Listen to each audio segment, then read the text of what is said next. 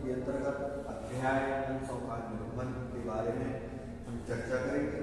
हमने इसके बारे में अंश की परिभाषा, अंश की विशेषताएं, अंशों के प्रकार, ठीक है, अंशों की निगमन की प्रक्रिया कैसी होती है, अंशों का किस प्रकार से निगमन होता है, सारी जो थ्योरिकल अपना था वो सब समझा चुके हैं क्लास में। उसके बाद हमने अंशों का एक मुक्त जो निर्गमन होता है, एक मुक्त जब धनराशि मिलती है उसका भी सवाल करा चुके हैं। आज हमें सवाल कराना है जब अंशों का निर्गमन हो और उसका जो मूल्य है वो हमें किस्तों में प्राप्त हो, जैसे कि आवेदन, आवंटन और मांग के रूप में जब पैसा मिलता है अंशों का, तो किस प्रकार से हम कंपनी की पुस्तकों में लेके करेंगे उसके बारे में चर्चा करते हैं। जैसे कि हमने बताया था कि सबसे पहले क्वेश्चन हमें पढ़ना है, जिसमें लिखा हुआ है XYZ कंपनी की अधिकृत अंश पूंजी 1 करोड़ रुपए है, जो 100 रुपए वाले 7 अंशों में विभक्त है। ठीक, कंपनी जनता को 40,000 अंश क्रय करने की जारी किए, जिस पर राशि निम्न प्रकार दे एवं प्राप्त है। अब ये 100 रुपए है ना, हमें एक साथ नहीं मिल रहा है अंश का, ये हमें किस्तों में मिल रहा है 40, 30, 20, 40, 70 और इसको 30 कर देते हैं, 30, 100। इस प्रकार हमें पूरा जो 100 रुपए है वो 3 प्रकार से 3 किस्तों में मिल रहा है, आवंटन, आवेदन, आवंटन और मांग। और आगे लिखा है जनता ने 30,000 अंशों के लिए आवेदन पत्र प्राप्त हुए और समस्त आवेदकों को अंशों का आवंटन कर दिया गया। कंपनी की पुस्तकों में आवश्यक लेखे कीजिए। अब बात जो क्वेश्चन जो स्टार्ट करेंगे वो क्वेश्चन स्टार्ट करते हैं आवंटन अंशों से। पहले तो आवंटित अंशों की संख्या कैसे निकालेंगे, हमने बताया था कि हमें लिखना है निर्गमित अंश, निर्गमित अंश को ही बोलते हैं जारी अंश, और आवेदित अंश। उसके बाद में जो निकल के आएगा वो कहलाता है आवंटित अंश। तो जैसे पता है कि 40,000 हमने जारी की, 30,000 अंशों के लिए हमें आवेदन आया, तो हमने बताया था कि सबसे पहले जो शर्त है, शर्त 2 है, एक बराबर और दूसरी कम। अगर हमारी ये शर्त लगती है तो वही आवंटित अंश कहलाएंगे। जैसे 40 या 30,000 में बराबर नहीं है, कौन सी लगाएंगे, कम। कम क्या है, 30,000, तो आवंटित अंश कितने हो जाएंगे, 30,000। तो आवंटित अंश निकालने के लिए 2 शर्त हमने बताई थी, बराबर, कम। पहले बराबर देखेंगे, बराबर होगा तो बराबर की आवंटित अंश हो जाएंगे, अगर बराबर नहीं है तो कम वाला, चाहे वो निर्गमित अंश हो कम या आवेदित अंश हो कम, वो ही आवंटित अंश कहलाएंगे। ये हम इसलिए बोलते हैं क्योंकि केवल आवेदन प्राप्त राशि केवल आवेदित अंशों पर बनती है, बाकी समस्त जो हमारे लेखे हैं वो आवंटित अंश पर होते हैं। इसलिए हमें आवंटित अंशों की संख्या की जानकारी बहुत जरूरी होती है। अब हम बनाते हैं कंपनी की पुस्तकों में लिखे।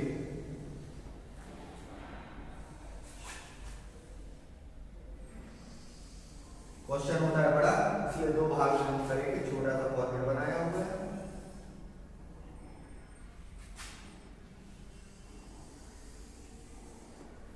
समझने की कोशिश करना है चीजें।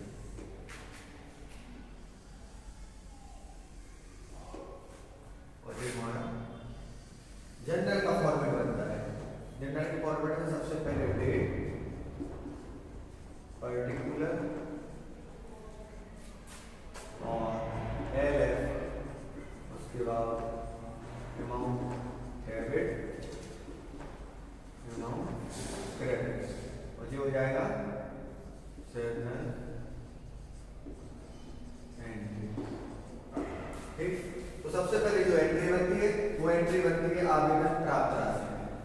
आवेदन प्राप्त करने की एप्लीकेशन, शेयर एप्लीकेशन रिसीप्ट, इसकी जो एंट्री बनती है वो बनती है bank account debit to equity share application account. Narration में bank equity share application money received कितनी होगी ये हम पर के नोट में समझ सकते हैं। हमें पता है आवेदन आवेदित अंशों पर प्राप्त हो गया 30,000 थे, 40 के हिसाब से कितना हो जाएगा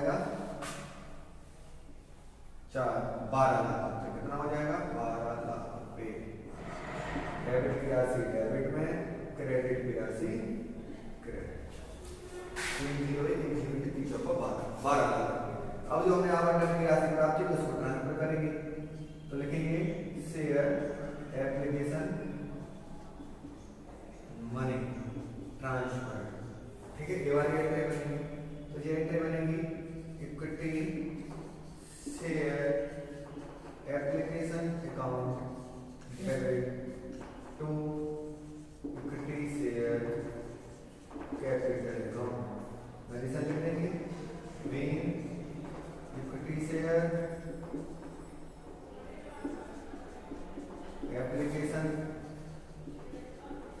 money transfer to equity share capital account. क्या है कि कॉलम छोटे होते हैं इसलिए ई और क्यू का मतलब इक्विटी, एस और एच का मतलब शेयर और सी और सी ए पी का मतलब कैपिटल। ठीक, जो राशि हमने प्राप्त की है वो ही हमारे खाते में हस्तांतरित हो जाएगी। क्योंकि हमने बताया था कि जो पहली एंट्री के बाद जो एंट्री बनती है वो किस पे बनती है, आवंटित अंशों पे। अगर हम चेक भी कर लें कि आवंटित अंश कितनी है 30,000, आवेदन राशि कितनी है इसका भी गुणा करेंगे तो 12,000 आएगा। तो ये जो एंट्रियां हैं किस प्रकार से एंट्रियों को लेके करते हैं ये हम पहले बता चुके हैं। तो पहले आवेदन राशि प्राप्त करेंगे फिर हस्तांतरण करेंगे।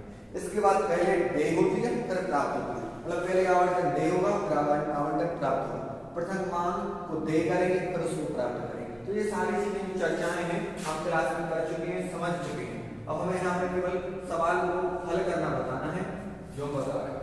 इसके बाद क्या दिया हुआ है आवंटन, तो अपन क्या लिखेंगे देय होने पर शेयर अलॉटमेंट ड्यू, तो क्या लिखेंगे इक्विटी शेयर अलॉटमेंट। अलॉटमेंट को शॉर्ट में लिख देंगे ALLOT account debit to equity share capital account being equity share allotment money due. वही कितनी 30,000, अलॉटमेंट कितना है 30 रुपए, कितना हो जाएगा 9 लाख रुपए। ठीक, तो इस प्रकार से तीन एंट्रियां आवेदन राशि प्राप्त, आवेदन राशि का ट्रांसफर और अलॉटमेंट जो आवंटन राशि है वो देय होने पर। इसके बाद फिर हम एंट्रियां जो आनी है जो बनानी है वो बनाते हैं। सेम वही फॉर्मेट खींचेंगे,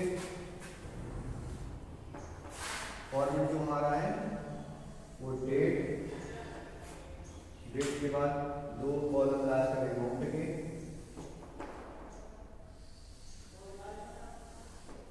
और एक कॉलम में बदला था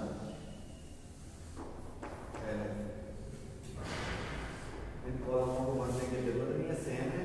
यहाँ पे लिखेंगे अलॉटमेंट राशि प्राप्त करने का share allotment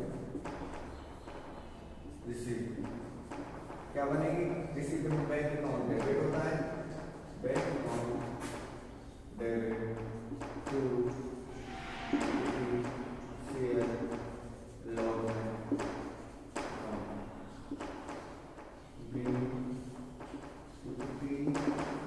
share allotment money receive, और राशि हो जाएगी अपनी 9 लाख रुपए। हल करके भी बता देते हैं कैसे आएगी, वैसे अब समझने की जरूरत है नहीं। आवंटित अंशों की संख्या है 30,000 और आवंटन की राशि 30,000। इस प्रकार से ये 9 लाख रुपए आ गया। कॉलम को भर लो, date particular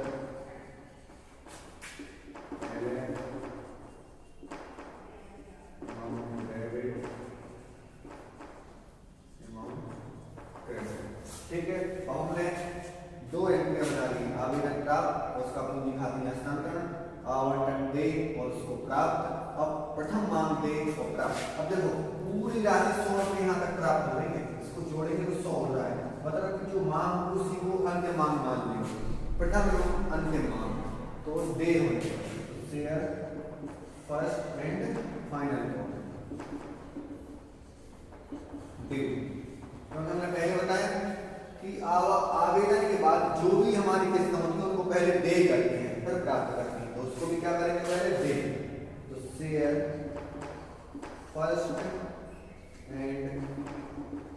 final call account debit to equity share capital account.